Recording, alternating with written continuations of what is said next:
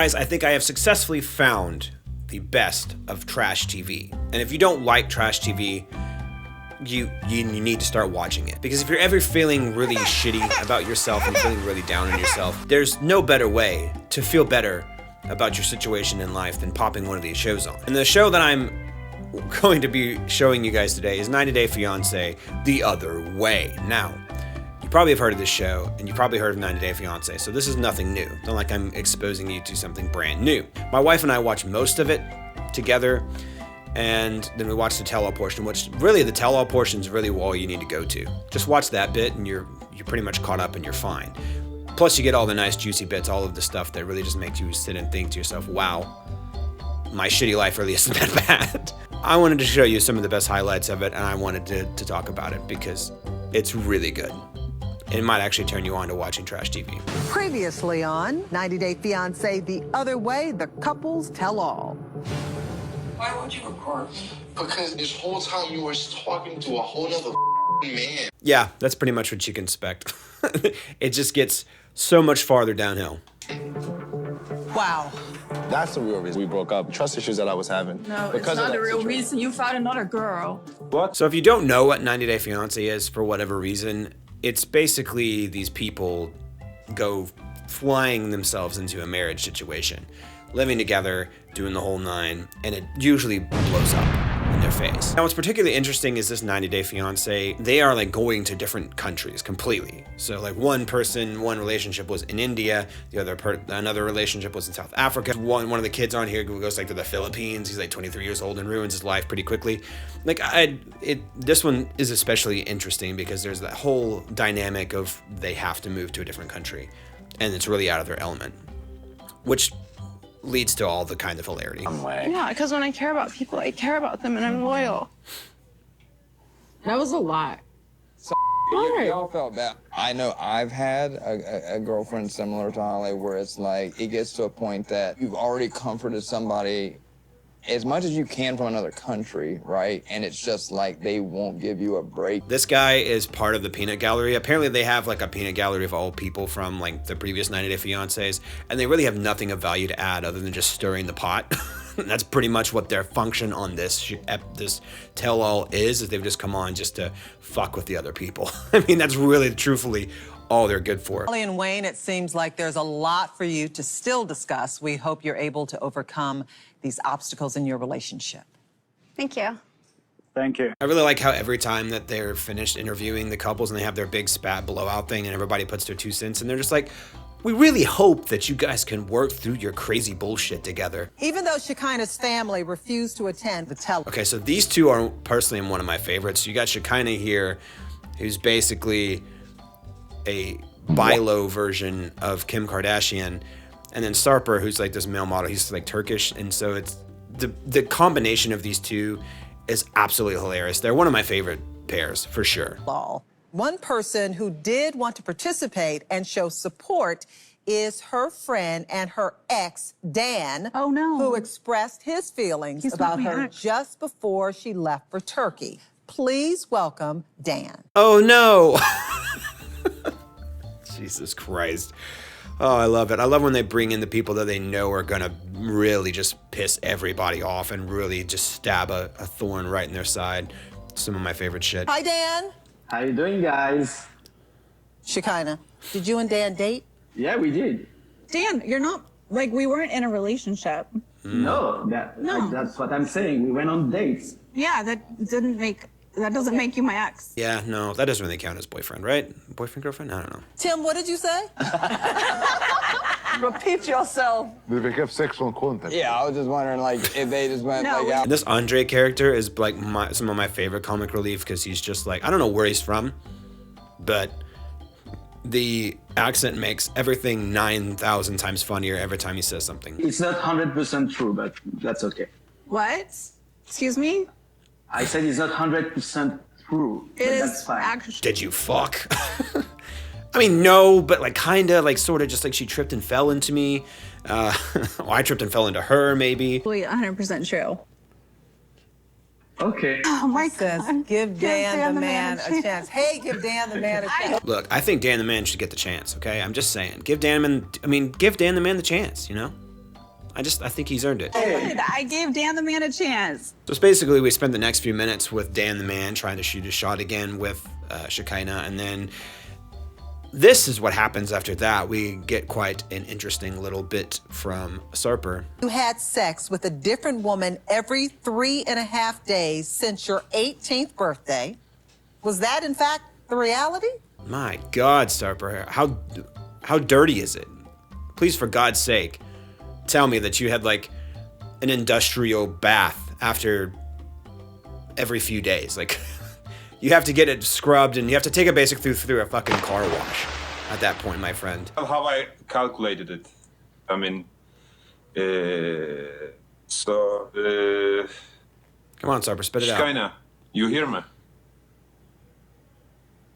Yeah, I can hear you. I was hiding something from you. Uh-oh, here's the meat and potatoes. Or, the meat, the actual literal, the 6-inch meat, you know what I mean? Oh, we're gonna move on here. So we figured out that Sarper is basically a walking STD, and we're off to a hot start. Really, it gets better from here, I promise. So now we move on to Mary and Brandon, which is basically a gigantic train wreck. And Brandon loves to play video games, and he rages a lot when he plays video games, like any normal person does, right? If you play video games, if you're serious about it at all. It's most people's experience. If you play video games, you normally get pissed off when you lose or die or whatever the case, depending on what you're playing. But apparently, Brandon takes it a little too far. He's still playing video games, but not too much. She's afraid that I'll get upset if she comes out to the living room. I'm because playing you're games, like, and she's like, sometimes take over. he's stressing over the game. So if I'll go ask him for help, I'm scared he'll get mad because he's mad at the game, and I'm scared he'll get mad at me. But that's right. Don't fuck with Brandon when he's playing his video games. You won't like Brandon when he's angry. I'm a passionate gamer. Like, love playing games. Been a problem in a lot of relationships.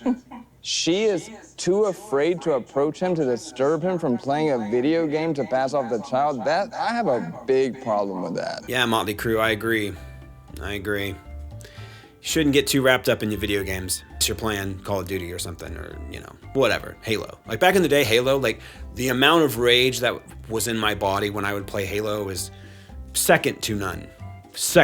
I don't think I've ever been angry like that in my life since. You talked about Brandon having a bit of a temper. What is he like when he gets mad? I do sometimes call her a scammer. Like, she's only happy when she has money, or call her a bitch. I mean, as you do, right? Like, you definitely call people scammers when they make you upset when you're playing video games, right? Like, you get like on a, good kill streak, and you're about to get, you have 15 kill streak or whatever, and you're really rolling, and then you die to like a camper or some shit or something, like, you get mad, you get fucking mad, and then you call people bitches, okay? I mean,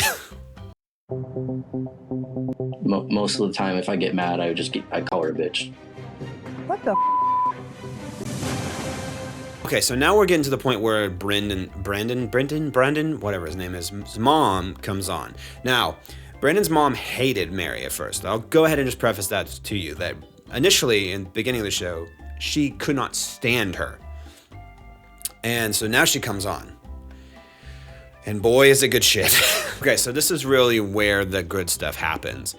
So Mary, for lack of a better way of saying it, was incredibly controlling and really, absolutely to the point of insanity, kind of crazy, about Brendan coming anywhere near the site of another vagina. So what you're about to see is a text thread that happened between them two when he was just on a plane. He was flying to the Philippines to be with her, and he had to get sat next to another female, and you can't help that, just as we all know when you go flying on a plane. So we're gonna see now Mary's reaction, but then the mom, Brendan's mom, in this scene is probably the funniest shit I've seen in a long time.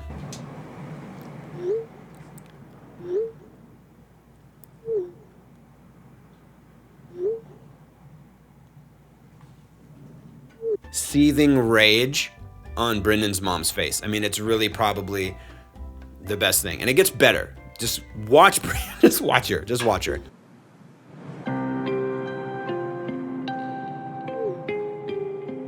She's is automatically thinking, oh, he's gonna flirt. He's some type of pig because Mary is so insecure.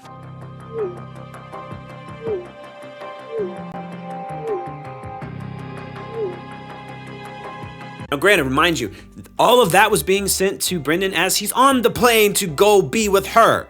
And he just got set to next to another woman by not his choosing. I'd have got back on another fucking flight back home, I'm just saying, but...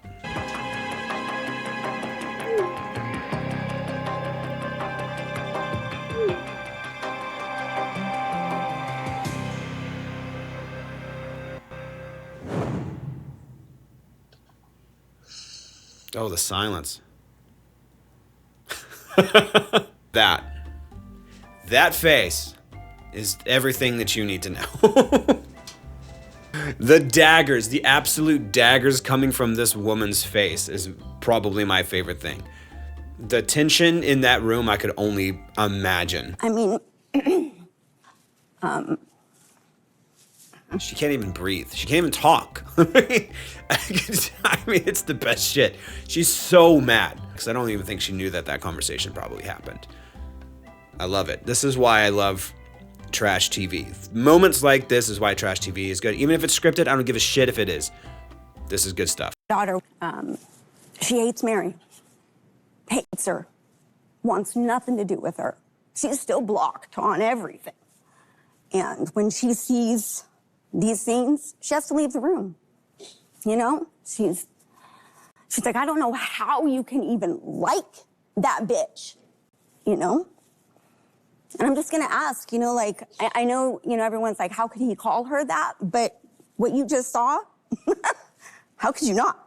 Yeah, Brendan's mom is my new favorite person in the world. I mean, I'm just gonna say it, like, she's amazing. I love her. She's awesome. The amount of anger that that lady is currently feeling in that moment, you cannot, I mean, even if it is scripted, it's scripted to a T. Mwah, mwah, chef's kiss. Love it.